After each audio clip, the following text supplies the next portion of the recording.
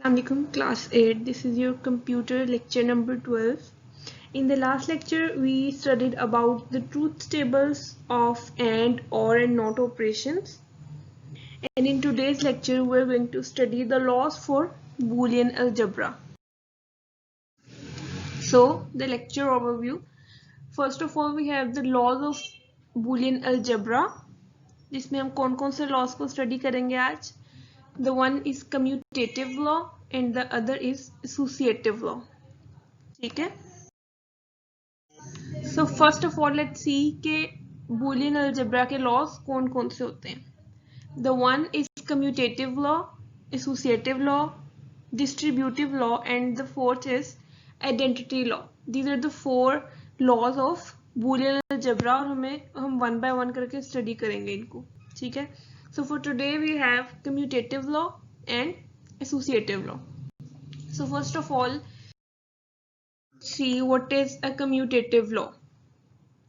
So commutative law क्या कहता है कि अगर आपके पास दो propositions है A और B और वो किसी logical connector से connect हैं तो उनका जो order है वो matter नहीं करता. चाहे आपके पास दो propositions है, एक A है और एक B है, दोनों को आपने एक को A से represent किया है और एक को B से रिप्रेजेंट किया है.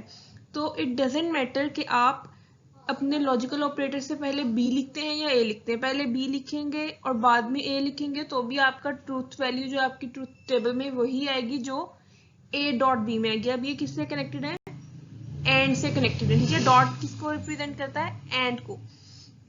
अब हमारे पास ये दोनों प्रोपोजिशन एंड से कनेक्टेड है तो इसका क्या मतलब है? कम्यूटेटिव लॉ क्या प्रूफ करता है कि अगर आप A डॉट B करेंगे तो उसका रिजल्ट भी वही आएगा जो B डॉट A का आएगा क्योंकि ऑर्डर मैटर नहीं करता. अब वो इसको वेरीफाई कैसे करते हैं? वो करते हैं थ्रू ट्रूथ टेबल.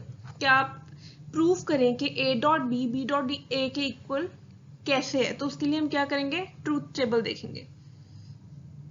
ये हमारे पास ट्रूथ टेबल से प्रूफ हुआ है कि A डॉट B की भी ट्रूथ वैल्यू वही आती है जो B डॉट A की आती है. तो इसका मतलब है ऑर्डर मैटर नहीं करता.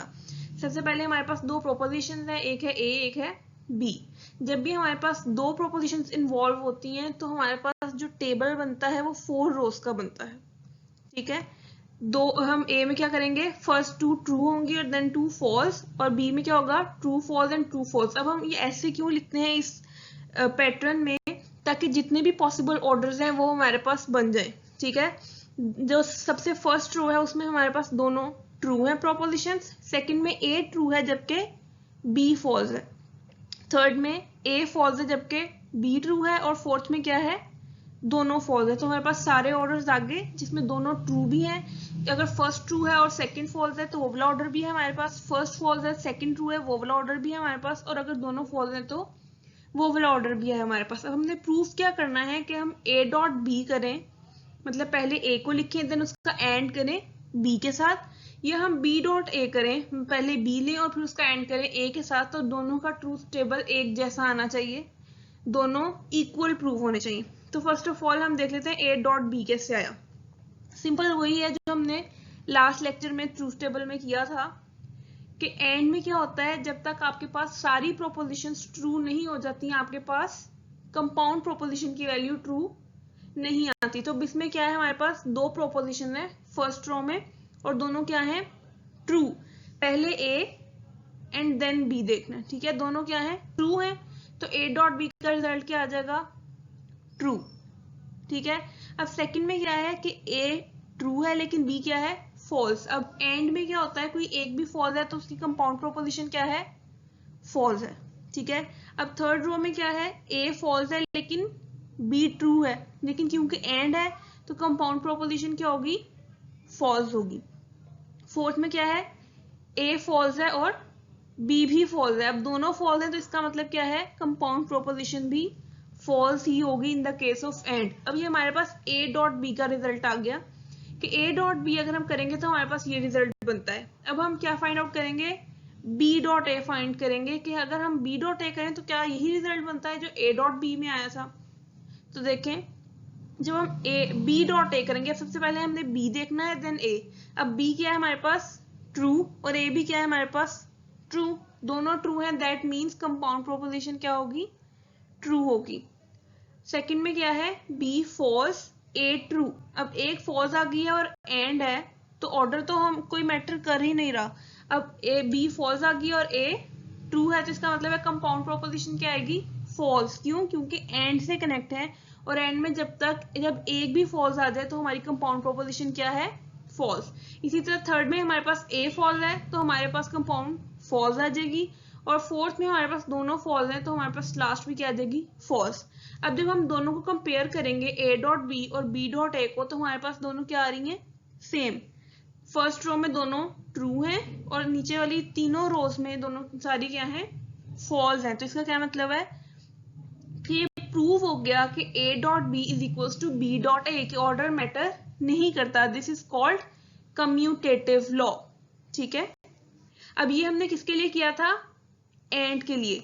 सेम केस विद और में क्या होता है, a प्लस बी और b प्लस ए। अब क्या प्रूफ करना है हमने ट्रूथ टेबल से, कि a और b को अगर हम और से कनेक्ट करें तो उसका ऑर्डर मैटर नहीं करता, वो उसके इक्वल b प्लस ए के इक्वल होता है। ठीक है, तो अब ये हमने इस ट्रूथ टेबल से प्रूफ किया है कि ये इक्वल होते हैं। सेम पिछली वाली चीज है, ट्रू और ट्रू है दोनों a और b, तो हमारे पास कंपाउंड प्रोपोजिशन क्या है, ट्रू। अब यहाँ पर a ट्रू है और b फॉल्स है, लेकिन कंपाउंड क्या आ रही है, ट्रू। क्यों, क्योंकि और से कनेक्टेड है, और में जब तक एक ट्रू भी आपके पास हो तो कंपाउंड प्रोपोजिशन क्या है, ट्रू। थर्ड में भी हमारे पास b ट्रू है तो हमारे पास कंपाउंड प्रोपोजिशन क्या आ रही है, ट्रू। फोर्थ में हमारे पास दोनों फॉल्स हैं तो कंपाउंड प्रोपोजिशन फॉल्स। अब b प्लस ए में क्या होगा, b ट्रू है a भी ट्रू है, तो ये क्या हो जाएगी, ट्रू। सेकंड में क्या है, b फॉल्स है लेकिन a ट्रू है, अभी भी हमारे पास एक प्रोपोजिशन ट्रू है, तो इसका मतलब है कि एंड के केस में क्या हो जाएगा, कंपाउंड प्रोपोजिशन ट्रू। थर्ड में हमारे पास b ट्रू है और a फॉल्स है, तो हमारे पास कंपाउंड प्रोपोजिशन क्या आएगी, ट्रू। लेकिन फोर्थ में दोनों फॉल्स हैं तो कंपाउंड प्रोपोजिशन क्या आएगी, फॉल्स। अब इस केस में भी पहली तीन रोज में दोनों ट्रू है और लास्ट वाली रो में दोनों फॉल्स हैं। इसका क्या मतलब है कि a प्लस बी का आंसर भी वही आया है जो b प्लस ए का आंसर आया है। तो ये कम्यूटेटिव लॉ है इन द केस ऑफ और। ठीक है, this was commutative law. The second law we have to study is associative law. अब एसोसिएटिव लॉ में हमारे पास तीन प्रोपोजिशंस होती हैं, A B and C.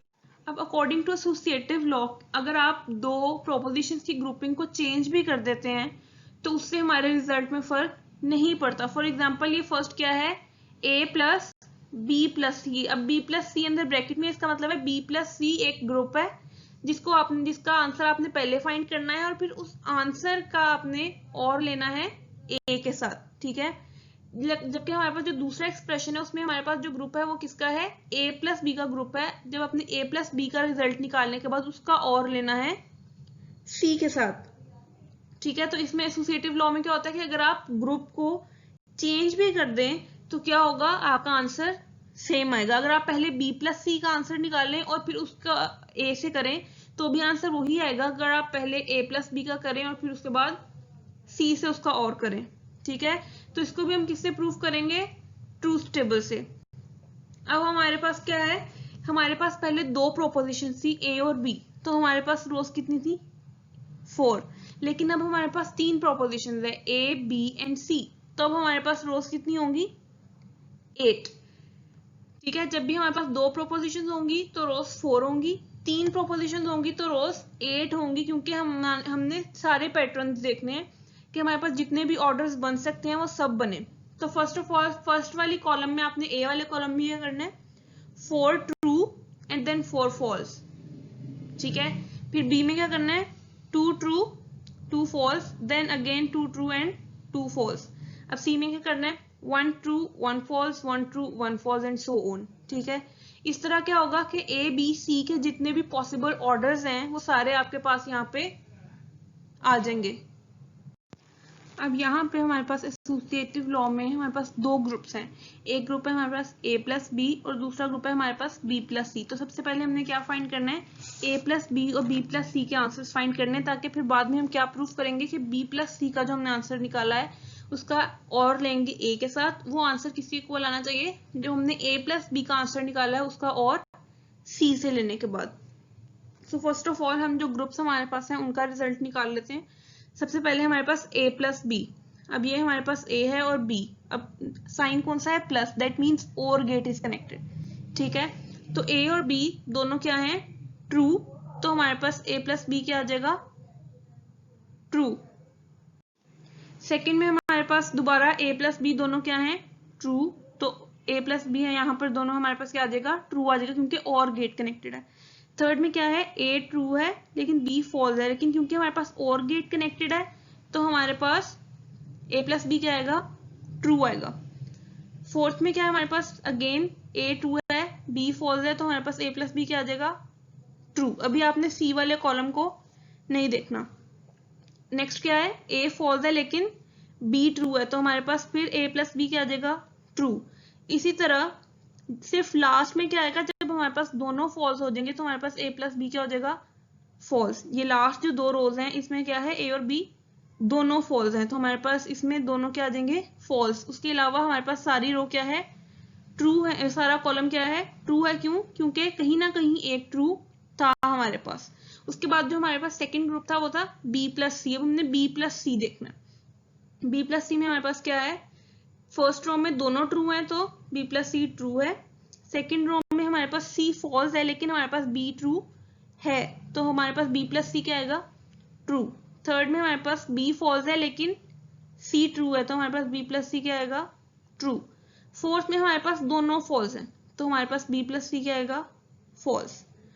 Fifth में दोनों ट्रू हैं तो यहाँ पर ट्रू, एंड सो ऑन, जब तक हमारे पास दोनों फॉल्स नहीं आ जाते यहाँ पे फॉल्स नहीं आएगा। ठीक है, अब हमने दोनों ग्रुप्स निकाल लिए। अब हमने क्या करना है, जो a प्लस बी वाला कॉलम है हमारे पास उसका और करना है c वाले कॉलम के साथ। ठीक है, अब आपने ये दो कॉलम्स देखने हैं, वन ये a प्लस बी वाला और c वाला। अब a प्लस बी और c वाले में देखें तो हमारे पास यहाँ पे दोनों ट्रू हैं, यहाँ पे एक फॉल्स है, एक ट्रू है, तो इसका मतलब हर रो में कहीं ना कहीं कोई ना कोई ट्रू लाजमी आ रहा है सिवाय लास्ट रो के। तो इसका क्या मतलब है कि हमारे पास जो रिजल्ट आएगा वो सारे ट्रू आएंगे एक्सेप्ट द लास्ट वन, क्योंकि लास्ट वन में दोनों क्या है, फॉल्स हैं। और में हमेशा जब सारे फॉल्स हो जाते हैं सिर्फ तभी फॉल्स आता है, अदर देन दैट हमारे पास अब एक भी ट्रू हो हमारे पास तो हमारे पास रिजल्ट क्या आता है, ट्रू आता है। ठीक है, तो a प्लस बी और जो हमारे पास c था उसमें क्या है, सारी रो में हमारे पास कोई ना कोई ट्रू प्रेजेंट है एक्सेप्ट द लास्ट वन। तो लास्ट हमारे पास क्या आएगा, फॉल्स, और बाकी सारी रोज हमारे पास क्या आएंगी, ट्रू। अब हमारे पास a प्लस बी प्लस सी का आंसर तो आ गया, लेकिन हमारे पास जो दूसरा था वो क्या था, b प्लस सी का जो हमने ग्रुप निकाला है उसको किससे करना है, a से करना है। अब हमारे पास एक ये वाला कॉलम है और एक ये फर्स्ट कॉलम है। ठीक है, अब जब इन दोनों का और लेंगे आप, a का और b प्लस सी जो हमने निकाला था, तो इसमें भी आप नोट करें कि सिर्फ जो लास्ट वाली वैल्यूज हैं, सिर्फ लास्ट रो वाली, वो दोनों क्या हैं, फॉल्स है। अदर देन दैट सारी रोज में या तो a ट्रू है या फिर b प्लस सी में से कोई एक ट्रू है। तो जब हमारे पास कोई एक भी ट्रू है तो हमारे पास ये सारी क्या आएंगी, ट्रू वैल्यूज आएंगी। Only the last one will be false, क्योंकि उसमें हमारे पास दोनों कॉलम्स में क्या है, फॉल्स है। तो फिर आप जब दोनों को कंपेयर करेंगे तो क्या आया, इक्वल रिजल्ट आया। a प्लस बी प्लस सी किसके इक्वल आ रहा है, a प्लस बी प्लस सी, जिसमें हमारे पास b प्लस सी का ग्रुप था। ठीक है, तो ये क्या प्रूफ करता है, एसोसिएटिव लॉ। अब ये जो हमने तीन टेबल्स पढ़े हैं तीनों अपने होमवर्क में करने हैं, लेकिन केयरफुली करने हैं, क्योंकि हमने जो पीछे दो टेबल्स पढ़े हैं कम्यूटेटिव लॉ के, उनमें से एक बुक में गलत बना है, लेकिन आपने गलत नहीं बनाना। हमने जो पढ़े हैं वो दोनों ठीक है, लेकिन बुक में एक गलत दिया हुआ है। ठीक है, आपने वो दोनों ठीक बनाने, एक और का और एक एंड का।